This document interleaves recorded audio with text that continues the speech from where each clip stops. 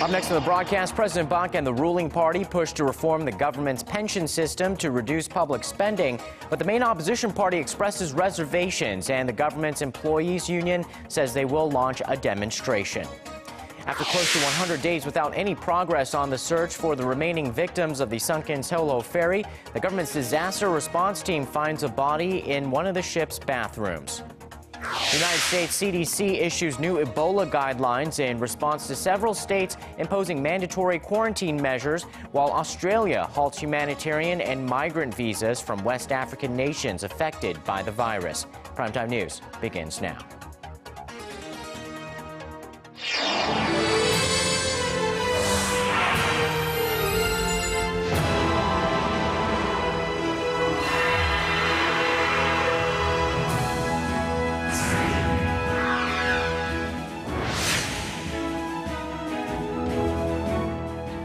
Welcome to the program. Live from Seoul, you're watching Primetime News. I'm Sean Lim. And I'm Kang Chery. Thanks so much for joining us tonight. We begin with the heated debate over whether to change Korea's pension program for government workers. The ruling party wants to make cuts to save on government expenses. The president also wants it to happen and has urged the National Assembly to pass the revision bill within this year.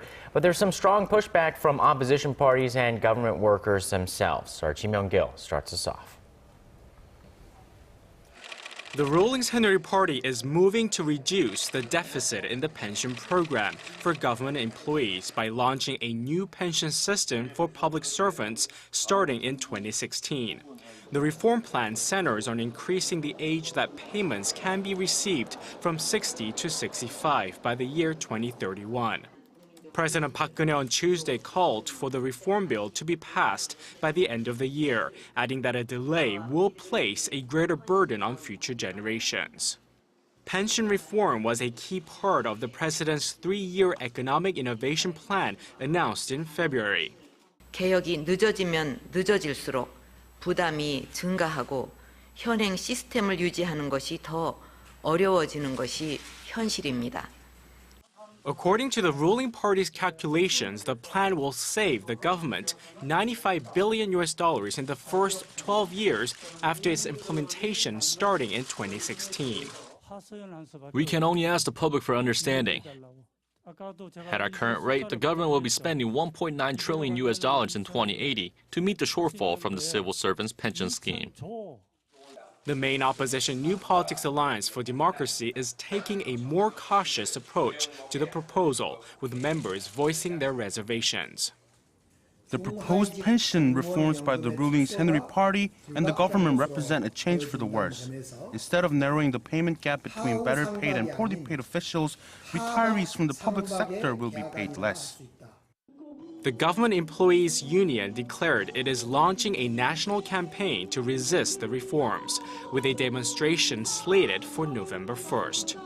Ji Myung-kil, Arirang News. South Korea's spy agency says North Korean leader Kim Jongun had a cyst removed from his ankle when he stepped out of the public eye in early September. And this is the first time for the South Korean government has offered a clear explanation about his whereabouts during his long absence. Hwang Sung-hee tells us more. Where could North Korean leader Kim Jong-un have been during his 40-day absence? South Korea's National Intelligence Service says the young leader was on his surgery bed, getting a cyst removed from his right ankle. During a closed-door inspection on Tuesday, officials from the spy agency told lawmakers that a foreign medical team traveled to North Korea between September and October to treat Kim. They added he is recovering from the surgery, although his weight problem and frequent inspection tours could hamper a full recovery. Since July, Kim was seen walking with a limp, and until now, no clear explanation had been given as to why he mysteriously disappeared and then reappeared sporting a cane. During its briefing, the spy agency also revealed the rampant human rights violations of the communist state, citing 50 public executions this year alone. It said some 10 party officials in the north were executed for watching South Korean soap operas, while other senior officers were demoted by 2 ranks for poor accuracy rate of artillery. The agency also suspects North Korea may have expanded a labor camp in Gilju to relocate political prisoners out of its most notorious concentration camp in Yodok. Hwang Sang-hee, Arirang News. Seoul's Foreign Affairs Ministry has released its white paper, mainly focusing on the North Korean regime's instability. It points out uncertainties under Kim Jong-un's leadership and rising hostilities, such as its nuclear test, as main factors. Connie Kim tells us more.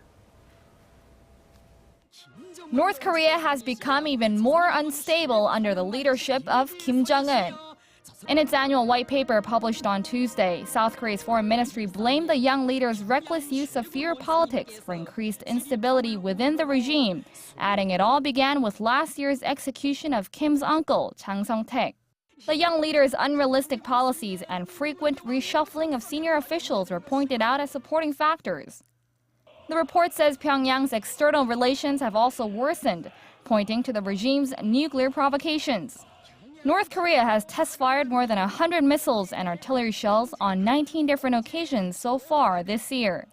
And while Pyongyang is believed to be steadily improving its nuclear capabilities, it has been demanding the resumption of the long-stalled six-party talks on its denuclearization without any preconditions. The white paper outlined that South Korea maintains its stance on pursuing a two-track policy of pushing for dialogue on the nuclear issue and pressuring the North to give up its nuclear arms at the same time. However, it also notes that Seoul has been lending a helping hand to Pyongyang on humanitarian grounds. $19 million worth of humanitarian aid has been provided by the South Korean government and civic groups. This year's white paper also included concerns over Japan's false territorial claims of Korea's easternmost Dokdo Island, as well as unresolved issues regarding the Japanese military's forced sexual enslavement of Korean women during World War II. Connie Kim, Arirang News.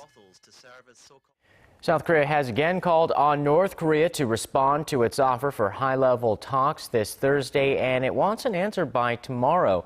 The Unification Ministry said it faxed a message stressing that Pyongyang should not attach preconditions to the talks. The two Koreas agreed to meet for a second round of high-level talks earlier this month upon a visit to the South by a high-level North Korean delegation. Since then, North Korea has called on Seoul to ban anti-Pyongyang leaflet campaigns by South Korean activists and use that as the basis to threaten to scrap their planned meeting. South Korea has kicked off its first 1.5-track meeting centering on President Park Geun-hye's so-called Northeast Asia Peace and Cooperation Initiative. The participants at Tuesday's talks saw eye to eye on the need to increase political and security cooperation in Northeast Asia to meet the deepening economic interdependence in the region. North Korea had also been extended an invitation by Seoul prior to the meeting. South Korea's Deputy Vice Foreign Minister Lee Kyung-soo said although North Korea was unable to attend this time, it is always welcome to join the meeting.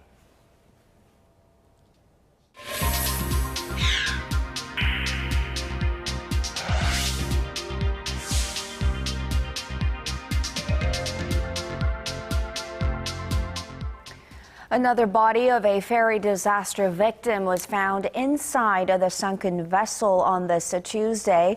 This latest recovery comes 6 months after the Seoul You ferry disaster that left some 300 people dead and now 9 missing. This past weekend, the victims' families voted to continue the underwater search operation inside the ferry. A new report shows that the levels of debt owed by Korea's individuals, companies, as well as the government exceed the critical thresholds set by the World Economic Forum. Kim Ji-yeon tells us more. Korean households, business entities, and the nation are deep in debt, to the point where it's starting to have an effect on consumption and investment. After analyzing data compiled by the Finance Ministry, the Bank of Korea, and the Korea Institute for Industrial Economics and Trade, ruling Saenuri Party lawmaker Lee Yang-gu says individual debt reached nearly $1.2 trillion as of last year. That's more than 85% of the country's nominal GDP and surpasses the World Economic Forum's threshold of 75%. Public debt, including the liability of public agencies, civil servants, and military pensions, comes to $1.6 trillion. Also, liability by Korean companies amounted to more than $1.7 trillion, exceeding Korea's nominal GDP by nearly 27%. Companies aren't making investments because they don't think it's worth stretching that extra mile to keep doing business. They're already heavily in debt. Even though they have a lot of assets, it's hard to liquefy them and would take a long time to do so. The country's high level of debt is also raising concerns that it will affect domestic consumption. Korea's consumer sentiment dropped in October to levels seen in May following April's Seoul ferry disaster. An official from the Bank of Korea attributes the decline to the pessimistic outlooks for the Korean economy, which include a lowering of the country's growth projections, falling share prices, and economic risks stemming from the Eurozone. Kim Ji-yeon, Arirang News. A dark shadow looms over Samsung Electronics and many other major companies here. A new report shows that China is fast catching up to Korea's key industries, including in global communication devices and automobiles. Our Park Ji-won tells us more. Will Korea maintain its global competitiveness in its strongest industries down the road? The country currently holds the top position in the global shipbuilding, communication device, and display sectors. Automobiles and semiconductors are also key for Korea. But a new study predicts that China will overtake most of these industries in just 4 years. The Korea Institute for Industrial Economics and Trade says that although Korea currently faces the toughest competition from Japan, the US, and European countries, China will be Korea's biggest competitor in 9 key industries by 2018. After that, only Korea's automobile sector, which is now the world's 5th largest, will maintain its global competitiveness. Korea's general machinery and semiconductor sectors will also see fierce competition from China in the coming 4 years. The forecast is also gloomy for Korea's shipbuilding, communication device, and display sectors, which are currently number 1 in the world. The institute adds China will be especially strong in IT sectors like smartphones and LCDs, which are Korea's main exports at present. Park Ji-won, Arirang News. Despite China's catch-up, Samsung Electronics continues to roll out new smartphone devices, and this time it's a new curved smartphone, the Galaxy Note Edge. The model is a cross between a smartphone and a tablet PC with a 5.6-inch curved display. It's a high-end smartphone with a quad HD resolution and a 16-megapixel camera. The price about $1,000 here in Korea. The Galaxy Note Edge is set to be released in the United States by the end of November. Shifting our focus to some health news, Korea's healthcare industry is set to demonstrate how Google Glass fits into its medical services. Our Kim Min-ji takes us to a local hospital utilizing this handy gadget. This patient has just been hit by a car and is bleeding severely from his head. An ambulance worker puts on a smart, wearable device and starts recording what he sees. And this can be seen from the hospital emergency room.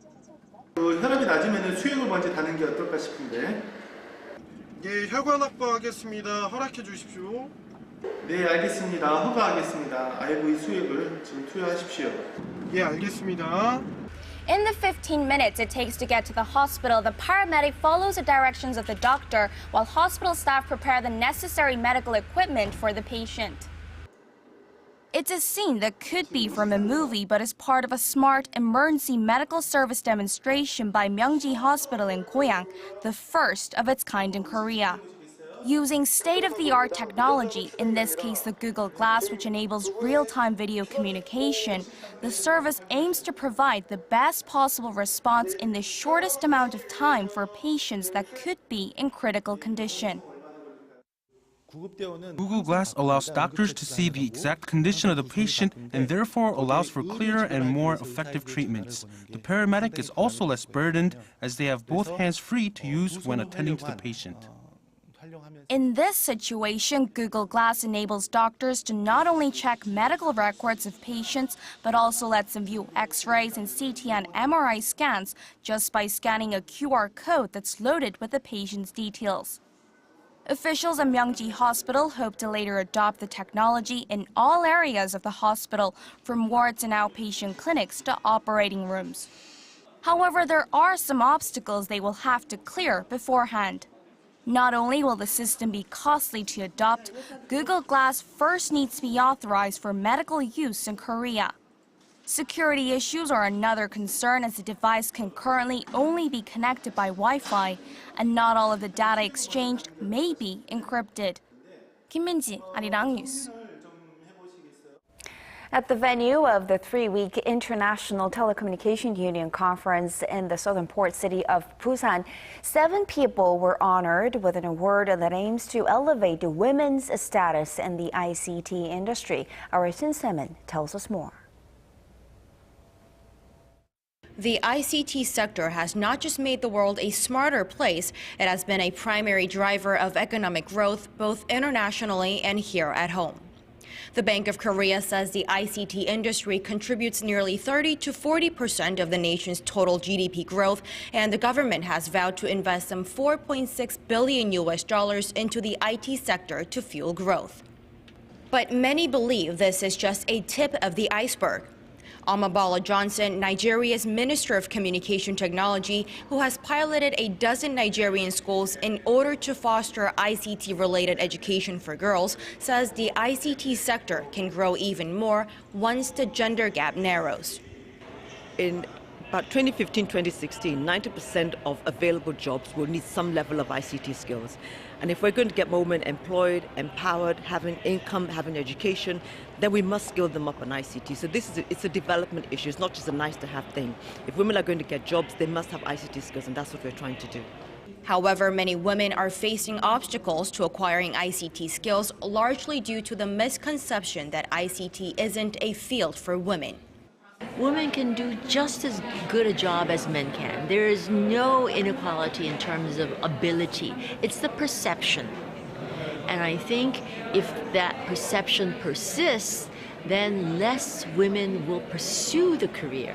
And that's what will hinder women entering this field.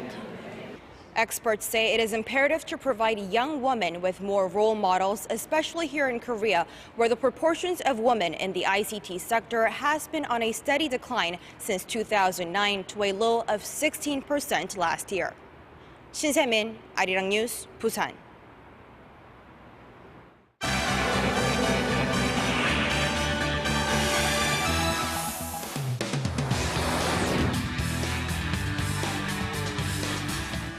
Top health authorities in the U.S. have released fresh guidelines for healthcare workers returning from Ebola-hit countries to ensure the spread of Ebola is contained within its borders. With more, we turn to Paul Yi at the News Center. Paul, there's been heavy criticism of mandatory quarantine measures recently introduced in some states. Will these new guidelines address those concerns? Well, the U.S. Centers of Disease Control and Prevention is trying to provide recommendations for standard health protocols related to Ebola across the country. The White House and civil rights groups had criticized the quarantines imposed by a handful of states on medical staff, regardless of whether they showed any symptoms. Meanwhile, the Australian government has stopped all processing of humanitarian and immigration visas from West African nations affected by the deadly virus, in a move to help prevent the disease from reaching the country. Entering to Hong Kong, pro-democracy protesters are marking the first month since taking to the streets in their fight for universal suffrage in the territory. Thousands of supporters rallied at the main protest camp on Tuesday to mark the anniversary. Later, student leaders called for direct talks with Beijing officials, including a face-to-face meeting with Chinese Premier Li Keqiang. The demand comes as Hong Kong police are said to be poised and ready to arrest protesters who ignore the injunctions ordering a clearance to parts of the financial hub's thoroughfares in Admiralty and Mong Kok. And shifting to the Middle East, the Islamic State militant group has released a new video allegedly showing the British hostage John Catley in the war-torn Syrian city of Kobani. The man, identifying himself as the British journalist taken hostage nearly 2 years ago, portrays himself as a foreign correspondent. While under apparent duress, he said Kobani had nearly fallen to the insurgents and that the fight for the border territory was coming to an end. Meanwhile, the U.S. military stressed that the battle for Kobani continues on, with the remaining Kurdish forces they are hanging on to defend the territory. And finally, a group of major retailers in the U.S. have decided to block Apple Pay less than a week after rolling across the country. The wireless technology allows consumers to instantly make purchases at the store counter with their iPhones. National drugstore chains CVS, Rite Aid, and other retail giants have opted out and plan to offer a rival service called Currency. It appears that MCX is trying to do is cut out the credit card companies. And, whether it's 1%, 2%, 3%, they want to eliminate those credit card fees. The second thing is about data sharing. What they want to do is share all the data from all of the participating companies. In a recent interview, Apple CEO Tim Cook said Apple Pay had already surpassed all its competitors in the contactless mobile payment space in just the first 3 days. And that wraps up our look at international stories making headlines around the world. I'll see you back here tomorrow night.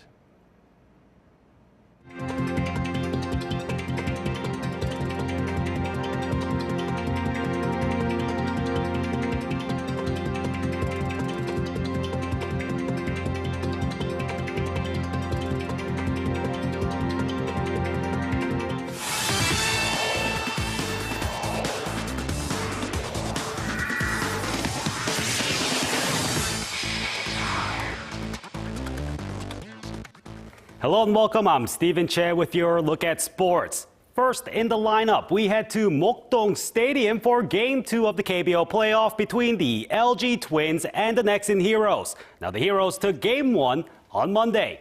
And looking to make it 2 in a row, Nexen put in 20-game winner Andy Van Hecken. LG called up Shin Jung-rak.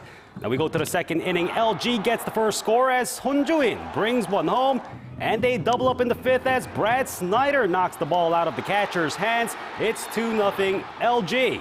Now later in the seventh, Nexen finally scores as Yoo Han-jun slams a homer over center field. And eighth inning, LG gets a bunch of runs as Nexen's relievers falter. And in the bottom, Shin Jung-rak comes out after striking out 10. And at the end of it, the LG Twins go on to win this one 9-2 to even up the series at 1 game apiece. And more live games on the evening, this time over to the KBL. The LG Sakers played host to the ET Land Elephants in Changwon. Perhaps borrowing from the Twins, the Sakers put up some potent scoring to go into the half up 42-28.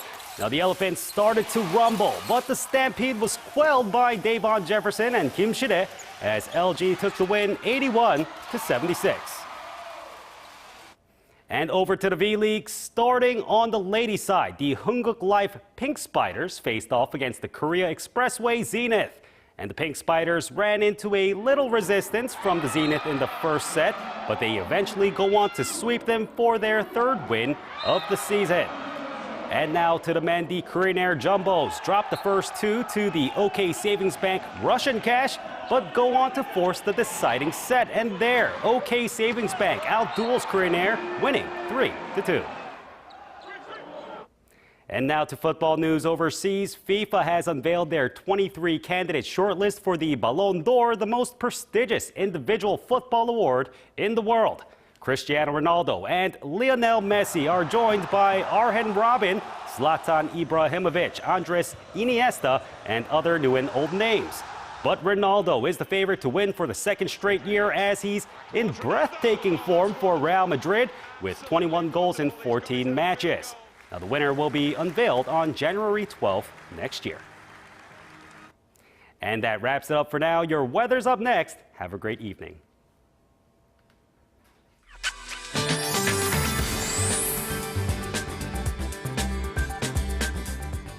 Hello, I'm Kim Bo-kyung with the latest weather updates. It's about time that you pull out your winter clothes because this morning numbers dipped to the lowest of the season yet. And of course, make sure to bundle up as temperatures will drop back down to the low teens overnight. Conditions continue to remain dry over on the eastern coast of Gangwon-do province as well as on Jeju Island. Besides that, we are under clear skies due to a high pressure system from China. On Wednesday, morning lows should jump a couple of degrees higher compared to today, but some regions are looking at a 15-degree gap in numbers between the day and night. Other than that, nationwide autumn rain is in store this Friday, which should continue through Sunday. Here are the readings for tomorrow. Seoul starts off the day at 5 degrees before jumping to 20 in the afternoon. Gwangju and Busan reach 22. On to other regions. Daejeon and Jeju hit 20, while Dokdo reaches 17.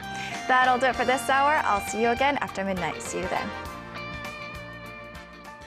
Thank you so much, Bo-kyung. And that's Primetime News for this Tuesday. I'm Kang Chery, and thanks for watching. And I'm Sean Lim. We'll see you soon. Have a great evening.